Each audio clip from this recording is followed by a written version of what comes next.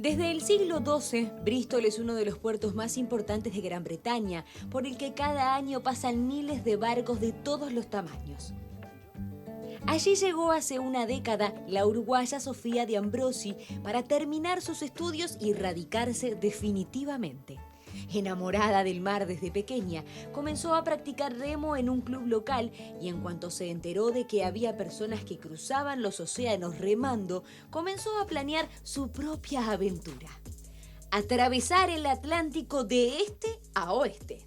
Formó un equipo junto a dos amigas y comenzaron a entrenar hasta que a mediados de 2019 quedó integrado el grupo definitivo, el Bristol Gulls, con Sofía como capitana y Lorna, Phoebe y Sara como tripulación, con la finalidad de surcar el océano para cumplir su sueño personal y ayudar a dos instituciones benéficas de la ciudad.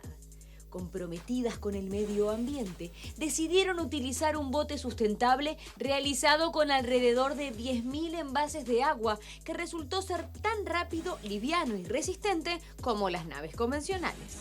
Zarparon del puerto de La Gomera, en las Islas Canarias, a las 10:54 del 12 de diciembre de 2020, en el marco del Talisker Whisky Atlantic Challenge, una regata que cada año reúne a decenas de remeros. Durante un mes y medio, remaron día y noche, en turnos de 2 horas, alimentándose básicamente con avena y bebiendo agua de mar que desalinizaban a bordo. Enfrentaron calmas chichas en las que el mar parecía un espejo, jornadas de sol abrasador, noches de frío glacial y olas de varios metros de altura, una de las cuales hizo que el bote diera una vuelta de campana, arrojando a Sofía al agua literalmente en medio de la nada. Apenas comunicadas con el mundo mediante un teléfono satelital con el que una vez al día recibían el estado del tiempo, tuvieron que convivir en un espacio de pocos metros cuadrados, casi sin dormir y poniendo a prueba no solo su resistencia física, sino también el desgaste mental. Acompañadas por ballenas y orcas, llegaron al puerto de Antigua el 27 de enero casi a las 7 de la tarde tras 46 días, 7 horas y 50 minutos de remar sin parar. Sofía de Ambrosi se convirtió así en la primera uruguaya en surcar los 4.800 kilómetros de ancho del Océano Atlántico. Descansando en Uruguay, ya planea su próxima aventura, aunque todavía ni ella misma puede creer haber logrado una hazaña de tal naturaleza. Rema, rema, rema, rema.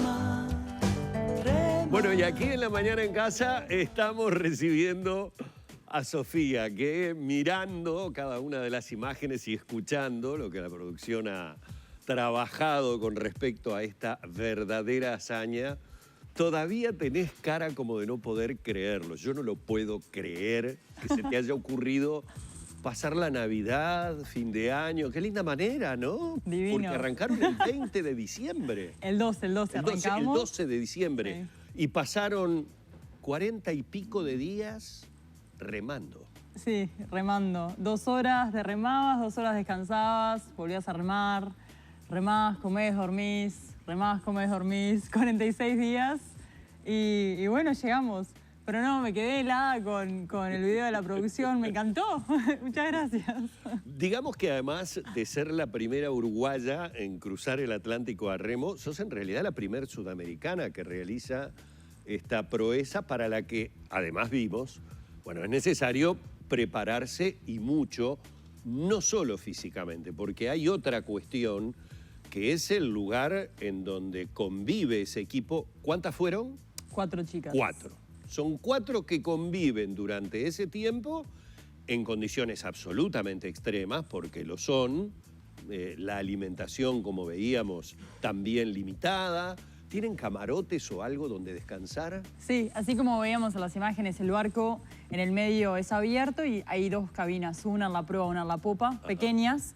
Un poco para darte una idea de las dimensiones, es como estar en una bañera, ¿tá? Entonces, de a una persona es incómodo, pero se puede hacer. De a 2 personas ya es mucho más difícil.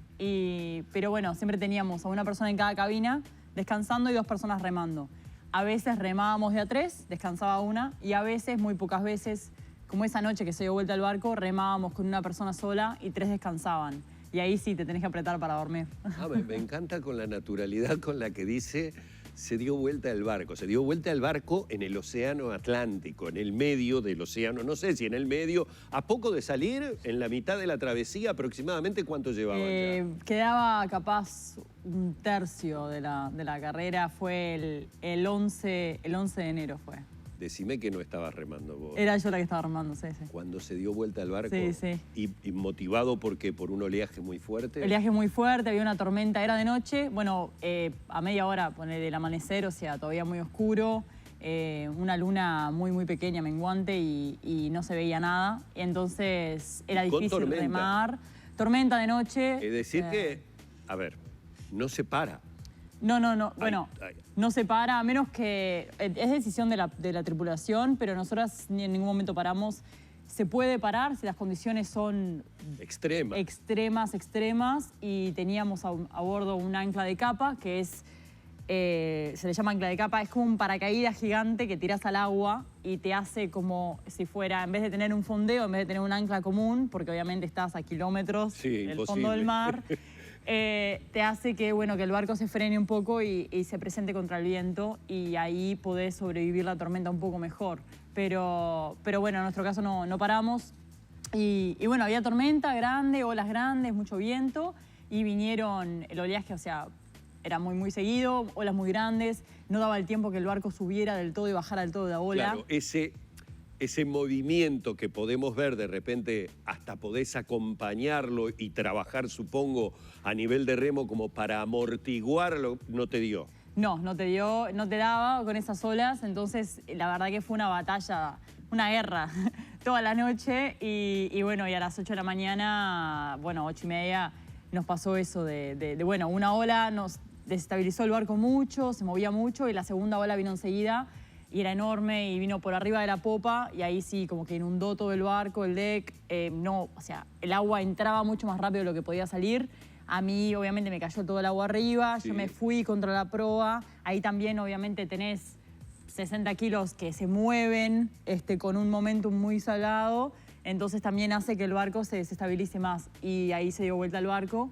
Pero bueno, nosotros, un tema de seguridad, siempre estábamos con un arnés y atadas al barco como por línea de vida. Están atadas al barco, pero en ese momento tus compañeras estaban dentro de los camarotes. Estaban dentro de los camarotes, que en realidad es un tema de, o sea, te podés golpear, gracias a Dios nadie se golpeó la cabeza, nadie se lastimó, pero sí, o sea, todo lo que estaba dentro del barco se dio vuelta. Y se fue, y se perdió. Todo atado, en el deck estaba todo, siempre tenés todo atado en los barcos, sobre todo en ese barco chiquito, así como lo ves. Porque todo se vuela, entonces pero teníamos bidones de agua, nosotros teníamos capacidad para tener 40 litros de agua a bordo, y teníamos 4 bidones casi llenos de agua atados al barco. Entonces cuando el barco se dio vuelta, por más de que el barco en realidad está diseñado para volver a su posición original con cabinas estancas, al tener tanto peso atado del costado del barco, eso te hace peso en el agua. Entonces el barco había quedado como que en un ángulo, y habíamos virado con el viento y con las olas, habíamos quedado con las olas de través, o sea, nos daban de costado, entonces ahí volvía a entrar agua al barco. Entonces yo desde el agua tuve que resolver esa situación de, subir todo el peso al mismo tiempo que te estás comunicando para ver que la gente de las cabinas esté bien. O sea, número uno, que la gente esté bien. Si estamos todos bien, el barco está bien, el barco está bien.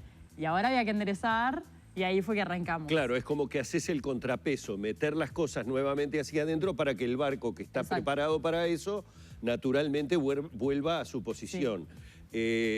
A ver, si tus compañeras estaban descansando, ¿de qué manera las despertaste, o las despertó el hecho de que se diera vuelta al barco? Las despertó el hecho de que se diera vuelta al barco, se despertaron con el golpe. Con el golpe. 2 de ellas estaban, en la cabina de la proa, que es un poco más grande, había 2 chicas. En la de la popa, que era donde yo dormía, estaba mi compañera durmiendo sola.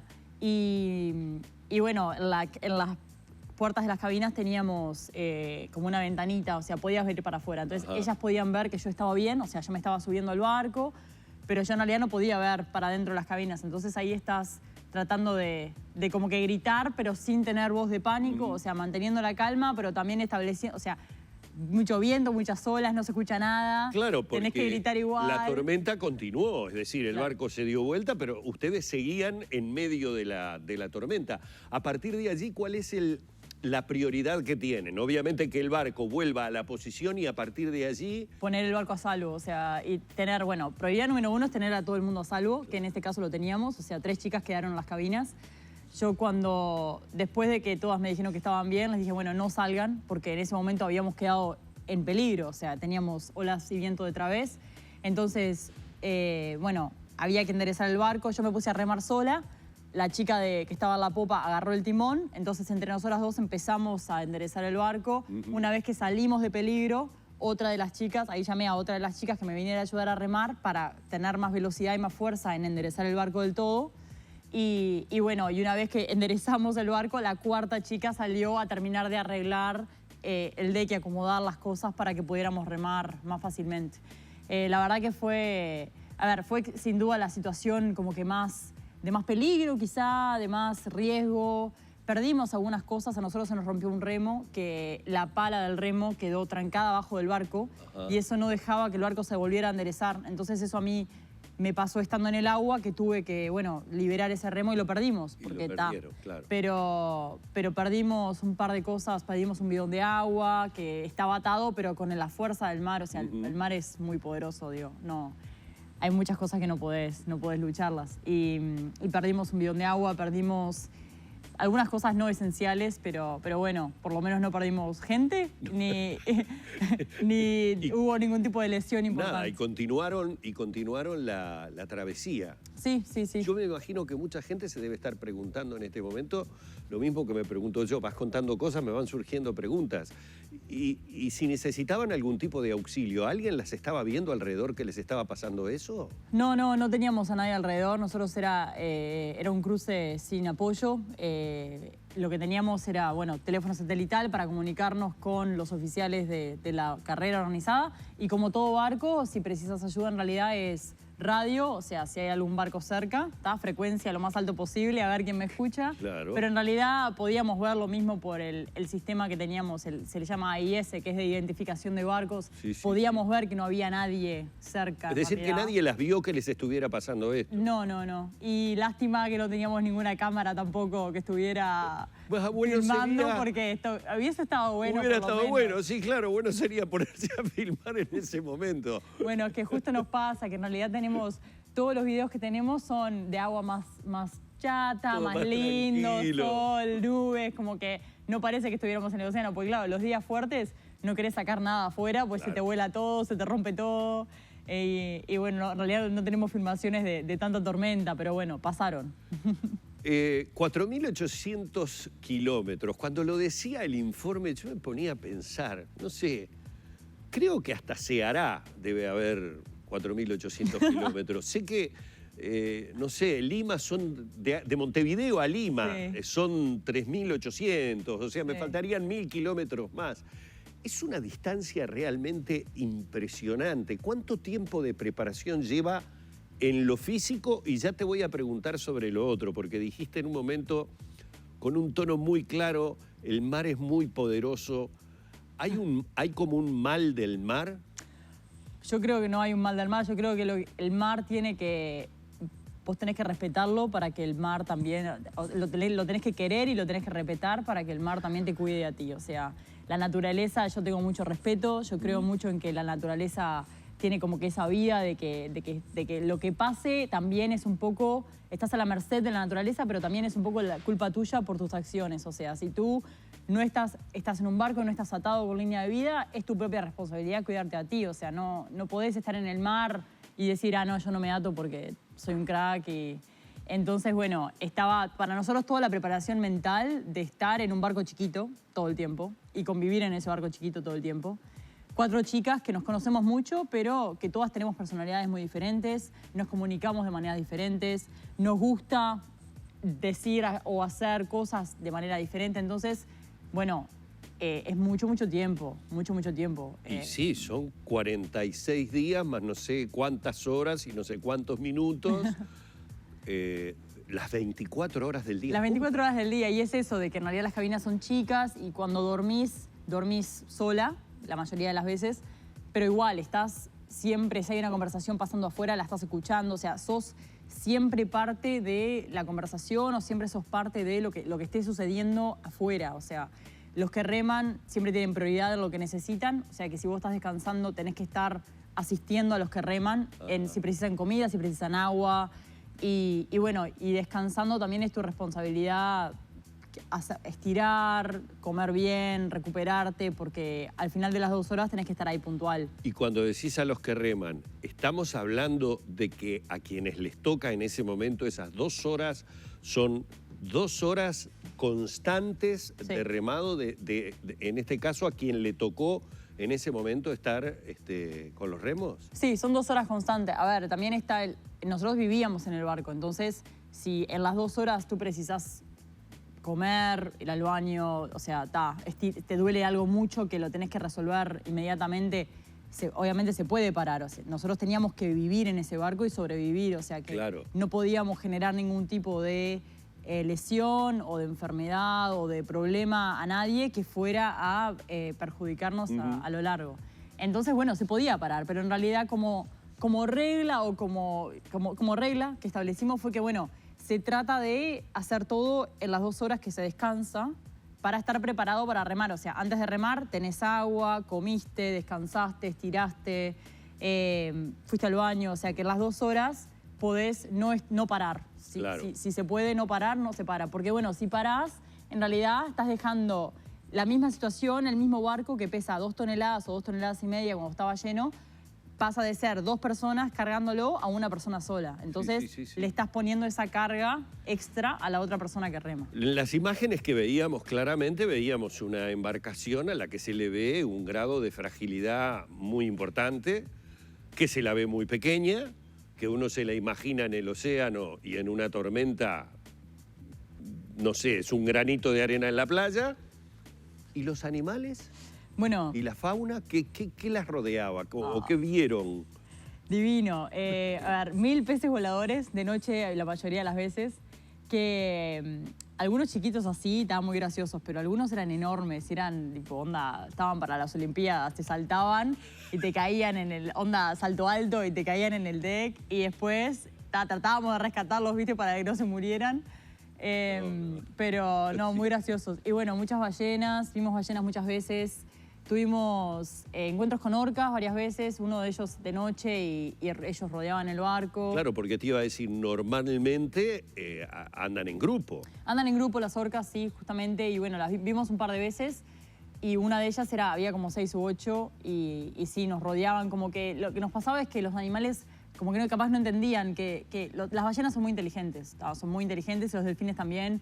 Entonces entienden qué es lo que está alrededor suyo, pero este es un barco tan diferente, no tiene motor, no hace el ruido del motor, no tiene quilla, entonces no tiene, o sea, visiblemente no es igual que un barco O sea, común. no eran reconocibles, digamos, de alguna manera curioseaban para tratar de ver si les generaba algún peligro o no, Claro, ¿no? Instintivamente. Exacto, para ver si estaban siendo atacadas o no.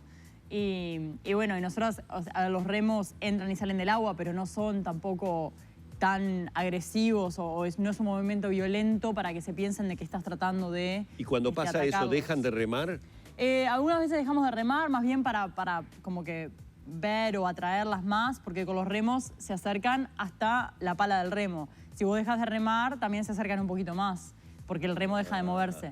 Entonces, sí, en un par de instancias así dejamos de remar para que las ballenas se acercaran un poco más. Pero estamos claros que son animales que lo dan vuelta, no sé, con Sí, un saludo. pero también las ballenas no lo van a hacer a menos que se sientan que el barco los está atacando. Y nosotros teníamos un barco que era, a ver, muy pacífico para ellos. O sea, teníamos un timón que eran 50 centímetros adentro del agua. Cuando teníamos una orza eran capaz que 60 o 70 centímetros adentro del agua. Era un barco sin calado, o sea, es un barco bien chato a la superficie del mar. Y cuando lo ves de abajo es simplemente como que un óvalo blanco. Entonces, lo que nos pasó también fue que algunas ballenas nadaban, ponele a 5 metros abajo nuestro, cuando íbamos remando, moviéndonos, nadaban abajo nuestro y nos seguían. Entonces, Como que acompañaban. como que acompañaban. Y en realidad lo que nosotros entendemos que puede estar pasando es que las ballenas muchas veces protegen a sus crías, ¿no? O una ballena madre que encuentra otra ballena que capaz no es su cría, pero bueno, ve una ballena, la protege. Entonces, creo que lo que estaba pasando es que ballenas entendían como que éramos un animal, capaz, que estábamos perdidos, nadando, entonces nos seguía como para protegernos. Como una Eso, cierta la verdad cosa de protección. Lo que me estás contando me lo imagino a ver en un océano relativamente calmo, pero en un océano con oleaje, ¿no? Con la ballena o las orcas, porque también a ellas las agarra la tormenta, por más inteligente que sean, si estás en una tormenta y te cruzás, Sí. estás hablando de un gigantesco animal que sí le puede generar daño a la embarcación. Sí, sí, sin duda. Nosotros en realidad vimos ballenas y orcas y delfines, todo cuando las condiciones eran más amenas, ¿no? O sea, los días de tormenta no vimos, además de peces voladores o mismo peces, pero no así animales más grandes, porque bueno, creo que ellos mismos también se protegen de la tormenta, ¿no? Pero bueno, por suerte los días así más calmos pudimos verlos. Bueno, me quedan millones de preguntas, me queda sobre lo que es el paisaje, sobre lo que es el océano, sobre lo que psicológicamente genera también y lo que generó en el grupo. Sí, bueno, a ver, las puedo hacer cortitas, Sí. pero el paisaje espectacular, o sea, cosas que nunca vi. A mí me encanta el amanecer, la puesta de sol, me encanta de por sí, pero ahí tenías todo el efecto que tiene en todo el horizonte alrededor tuyo. O sea, que mirabas la puesta de sol, pero no era solo el sol que se ponía, y además la puesta de sol era atrás nuestro, nosotros íbamos de este a oeste. Entonces veías el cielo como que del otro lado y cómo las nubes, ese comportamiento de la naturaleza espectacular. Y de noche las estrellas, que nunca vi cosa igual, un cielo estrellado divino, una Vía Láctea que parecía pintada a mano, sobre todo los días que no había luna o luna nueva, que no había contaminación de la luz de la luna. Y nunca había visto tantas estrellas en mi vida, ni siquiera en el campo.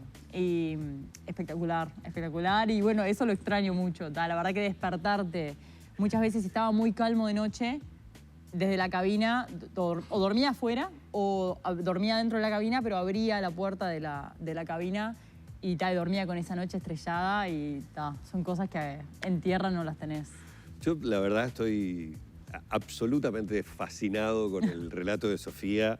Les pido disculpas porque estoy seguro que millones de preguntas que las tengo, ustedes también se las están haciendo. ¿Y ahora qué? Porque decía el informe, vivís en Bristol, pero no estás en Bristol, obviamente ahora estás acá, estás en Uruguay. ¿Cuáles son los planes?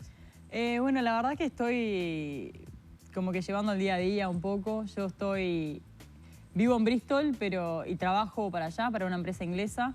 Empecé a trabajar remoto desde Uruguay y por ahora pasando, bueno, tiempo con mi familia, trabajando desde acá. Empecé a navegar con el yacht de Punta del Este, que bueno, una bienvenida muy cálida. Empecé a entrenar a remo con la selección uruguaya, que bueno, a mí ya no me daba para hacer nada para Tokio, porque bueno, el preolímpico fue ahora. Y son unos cracks y les fue re bien a todos. Sí, así que, creo que la verdad... una medalla atrás de la otra venimos, Sí, unos genios. Están viajando ahora de vuelta, pero bueno, la idea es tratar de armar más equipos femeninos y bueno, yo vengo como que con un montón de energía positiva, así que bueno, a trabajar ahí y bueno, por ahora, día a día acá, el plan capaz es, bueno, subirme a un barco a vela más grande y tratar de hacer algún otro océano o hacer la vuelta al mundo en un par de años. Si Dios quiere, quizá con más gente en una tripulación uruguaya, pero bueno. Qué bueno. Así que un montón, como que todos los días me cambian un poco los proyectos, pero en julio me voy a hacer un transcontinental en Europa en bici. Así que eso también para cortar un poco con el mar, aunque extraño el mar mucho, así que, pero bueno, ahí me voy de Francia al sur de Grecia. Una carrera también sin asistencia, así, vos y tu bici. Y bueno, como que volver un poco a la naturaleza. Una cosa realmente espectacular. Sofía, un placer el haberte conocido.